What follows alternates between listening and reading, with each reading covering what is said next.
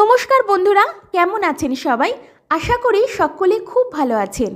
আজ শনিবারের আড্ডায় আপনাদের সঙ্গে ভাগ করে নিচ্ছি আমাদের বজ্রধারা ট্রেকিংয়ের কিছু স্মৃতি। ডিসেম্বরের কনকনে ঠান্ডাকে উপেক্ষা করেই এই ট্রেকটা করেছিলাম, একটাই আশায় বজ্রধারা ক্যাম্পে গিয়ে যত দূর চোখ যায় চারিদিক জুড়ে শুধুই সাদা বরফের চাদরে মোড়ানো থাকবে, আর সেই দৃশ্যটা নিজের চোখে দেখব। বজ্রধারা ট্রেকটা মূলত বরফ দেখার জন্যই করা হয়, আর সেই প্রত্যাশা নিয়েই যাত্রা শুরু।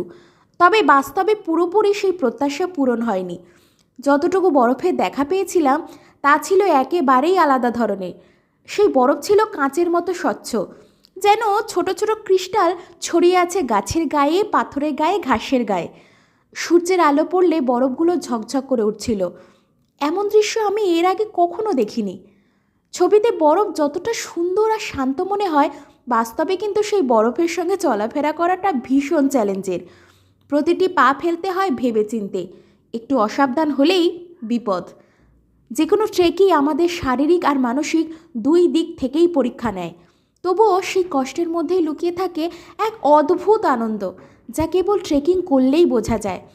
সব মিলিয়ে বজ্রধারা ট্রেকিং আমাদের জন্য ছিল এক অনন্য অভিজ্ঞতা, প্রকৃতির অন্য আর এক রূপকে খুব কাছ থেকে দেখার সুযোগ।